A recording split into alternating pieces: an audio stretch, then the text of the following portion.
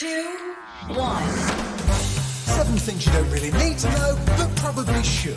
I'm Jamie East, and this is the Sunday Set. On today's episode, engineers are harnessing the power of plants for clean energy, languages around the world are under threat from climate change, and healthy, luxurious chocolate could soon be on the horizon. But first, it was on this day 1939 the uranium atom was split for the first time at Columbia University in New York City.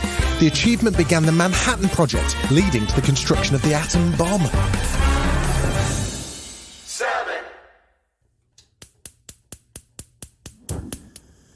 New research from the United States has found that an astonishing 1 in 8 cases of asthma in children could be linked to the use of gas stoves. In 2020, 38% of American households had natural gas cooking appliances, but in some states like California, that number could be as high as 70%. Whilst here in the UK and Ireland the use of electric stoves is more common, these statistics are still alarming. Researchers repeatedly found the emission of toxic chemicals and carcinogens from gas stoves, even when they're turned off, creates indoor pollution that can be several times worse than the pollution experienced outdoors from car traffic and heavy industry. As Dr. Bernstein from the Harvard T.H. Chan School of Public Health explains, these are oxides of nitrogen, or NOx, that get released into our homes when we use gas to cook. And NOx are well known to contribute to asthma. HealthAshita Kapoor is the Associate Director of Product Safety at independent non-profit Consumer Reports, and she also agrees that certain pollutants in natural gas are a serious cause for concern. Nitrogen dioxide is a concern because we know that it does have adverse effects on respiratory tract, respiratory illnesses, especially for sensitive individuals such as children who could have asthma, as well as elderly people who also suffer from asthma. Since this latest piece of research was released, the possibility of banning new gas stoves was raised by a commissioner at the US Consumer Product Safety Commission. Whilst they later backtracked on the regularity suggestion, there are still steps that concerned parents can take. The question is, what's the first best actionable thing we can do? And that is to make sure that we use hoods, we use ventilation. If we don't have those installed, can we at least try and open a window?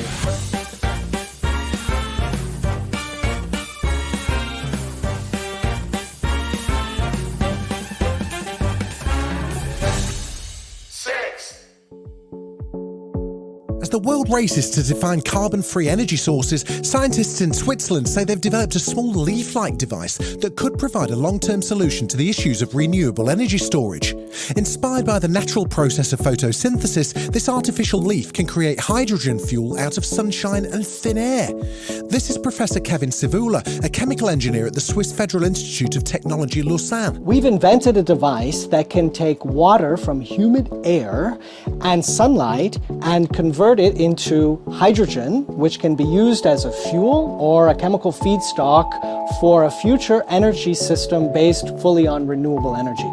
This is really important because there's really a lot of sunlight available, but the sun doesn't shine all of the time. So we need a way to store the sunlight for future use. And using sunlight to split water into hydrogen and oxygen, storing the sunlight in the form of hydrogen, is a leading method to do this. Although artificial photosynthesis has been demonstrated before, this novel technology solves 2 previous problems: harvesting the water from the air and powering the chemical reaction with sunlight. In the future, if we're successful to find a system with a high enough solar to hydrogen conversion efficiency and good enough stability, we can imagine these artificial leaf-based systems both in arid environments like the desert, where there's not a lot of liquid water, but also in more humid environments like the Lake Geneva. Still to come on the Sunday 7, how climate change could be the final nail in the coffin for thousands of languages, and the feathered flock keeping a South African vineyard pest-free.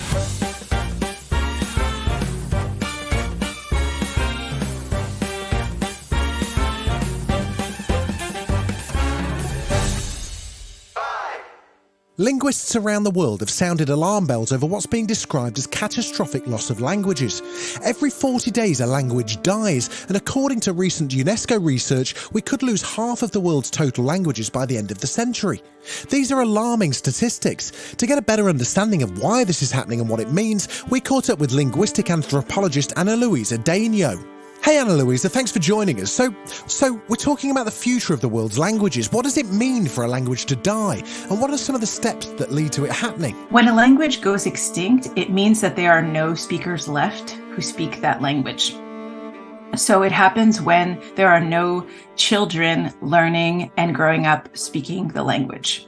So it's often a gradual process that happens over a couple of generations, or it can happen quite fast as well.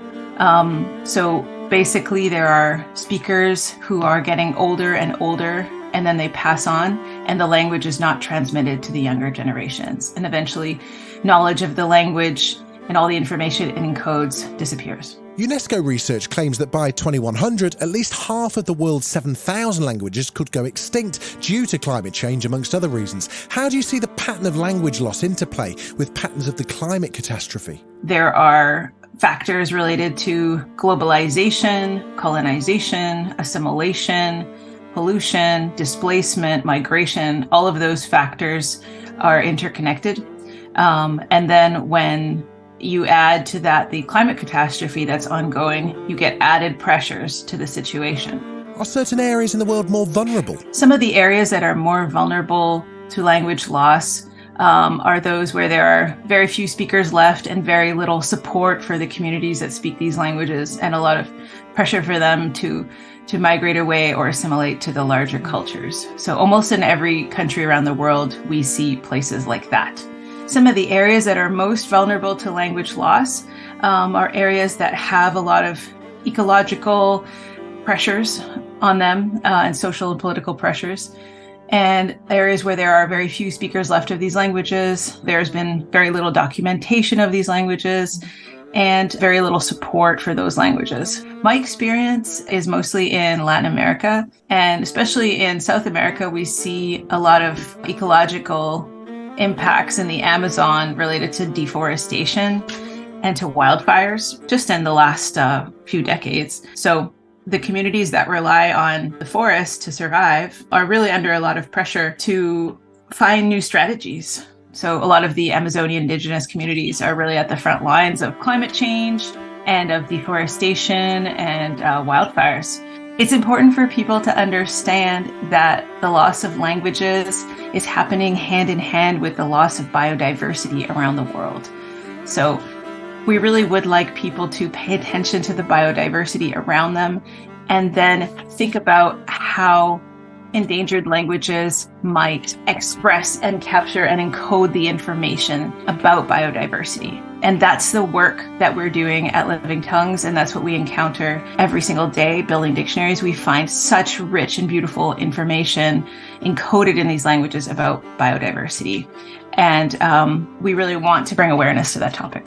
For the majority of our listeners, English is likely to be the first and only language. Why should the general public care about the loss of languages? I know that sounds silly. You could put yourself in a situation where you might wonder what would happen if English was banned or replaced by another language. How would you feel, and how would you feel about the lost artworks and literature and knowledge that's transmitted through English? So that's one way where you could realize the ramifications of what's going on.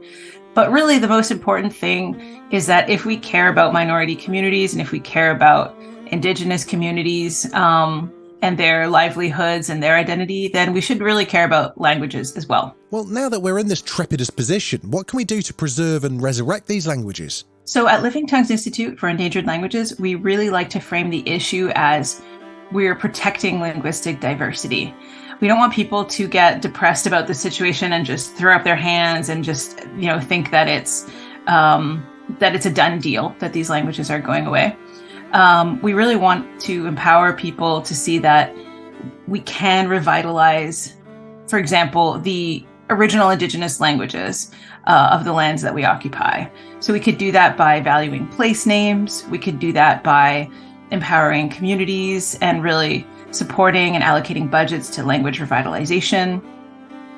As for our day-to-day at Living Tongues, we work with really amazing language activists around the world, and we help them document their languages by creating dictionaries and books and other digital resources that can help them in the long term.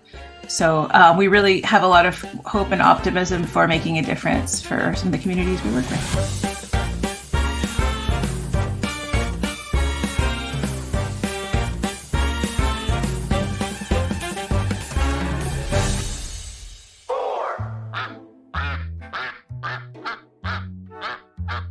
team of pest-munching ducks are the latest hires at a vineyard in South Africa's winemaking town of Stellenbosch. The army of around 500 Indian runner ducks has a taste for snails, making them valuable employees if you want to keep your vines pest-free. The feathered flock dutifully patrol the grapevines at the Vergenoegd wine estate, helping the owners steer clear of pesticides and synthetic fertilisers. Call them the soldiers of the vineyards. And this breed's especially suited to the job. That's according to the managing director of the estate, Visser. They don't waddle like normal ducks. They walk. They've got an upright posture. And their long necks actually helps them to eat the snails within the vineyards itself. When it's up there in between the leaves, they can reach that and they can eat them there. As well as natural pest control, the ducks also provide entertainment for local tourists. It's amazing how they behave themselves, walk in the row, and it's like they're in the army or whatever. Yeah, no. According to Visser, Indian runner ducks are a fantastic choice for the job. They're very trainable and can easily slip into a daily routine. They start their day out in the vineyards and make their way back to the paddocks each evening where they get additional bird food. And after a day of feasting in the vineyard, there's one more benefit. Their nutrient-rich manure makes great fertiliser, just another way to keep the estate as sustainable as possible. Still to come on the Sunday 7, an oil giant's secret research into climate change is finally revealed, and a GP's advice on what to do about that pesky lingering cough. Right after this. You're listening to the Sunday 7. Follow us for your weekday news espresso, or even try our Ireland edition. It's in all the usual places.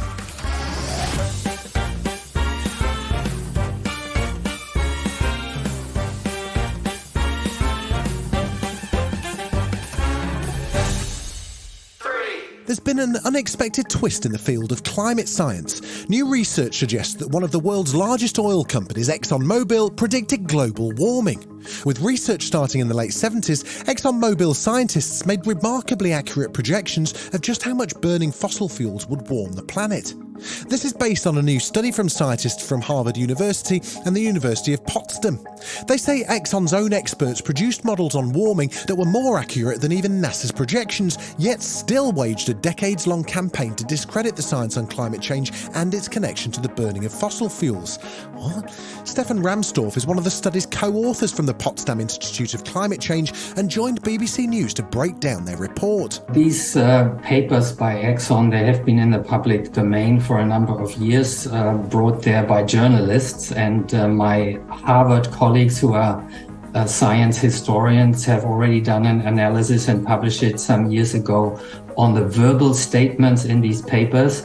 And what we have done now is to look quantitatively at the projections by climate models that were presented by Exxon, and they got it pretty well exactly right, predicting the world would warm by about 0.2 degrees per decade before any warming was even observed. As part of their investigation, Rahmstorf and his colleagues retroactively traced what Exxon did with the forecasts coming from their own internal research department. Our paper details some quotes by Exxon executives, which were clearly designed to cast doubt on climate science and make the whole issue appear not urgent and highly uncertain, even though they knew what was happening just as much as other academic scientists, for example, predicted correctly the global warming that was coming. While obviously Exxon today categorically rejects the idea of covering up or the notion that they even knew for decades that burning fossil fuels was going to be damaging the planet,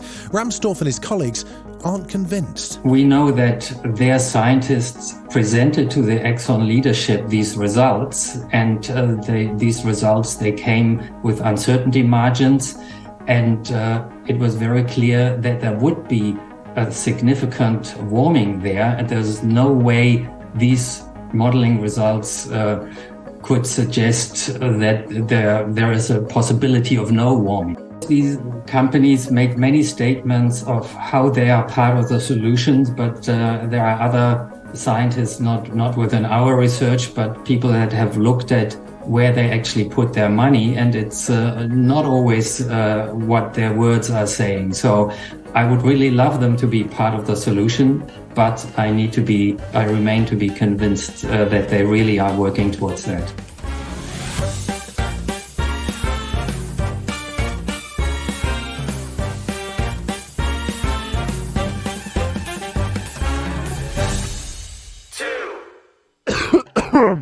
Have you had a persistent cough for the last few weeks? I know I have, it's driven me mad. Maybe it was that cold you had a while back, or perhaps even the flu.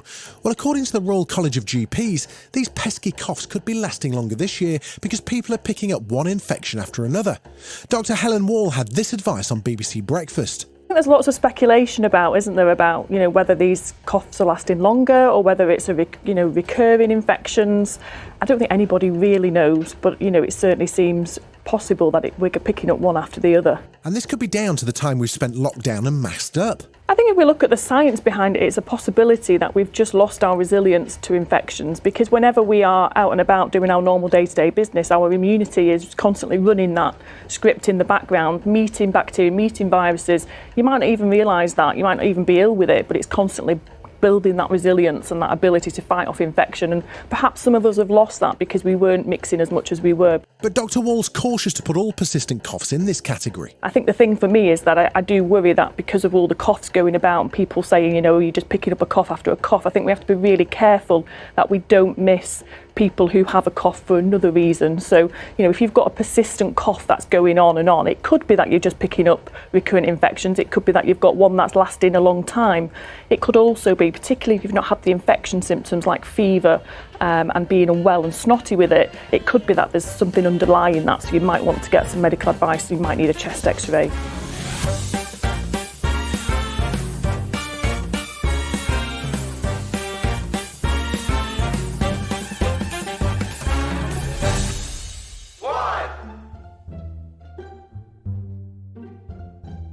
Why do we love chocolate? Is it because it tastes good? Delicious. Or is it because it feels good? This is so smooth. Researchers from the University of Leeds have found that chocolate feels good to eat because of its texture. They found that when we eat chocolate, the surface of the treat releases a fatty film that makes it feel smooth. But these researchers claim fat deeper inside the chocolate plays a more limited role. This means the amount of fat could be reduced without the feel or sensation of chocolate being affected. Dr. Sultan Ahmadi led the study and told the BBC their research opens the possibility that manufacturers can intelligently design dark chocolate to reduce the overall fat content. This means a low-fat, healthier chocolate could one day be made that still gives the same pleasure as the naughty stuff. Tasty, guilt-free chocolate. It's on the horizon. Hallelujah! This has been the Sunday 7. Wherever you're listening, do us a favour and hit the follow button. We'll be back tomorrow at 7 a.m. with the regular Smart 7. Have a great rest of your weekend. Written, produced and published by Daft Doris.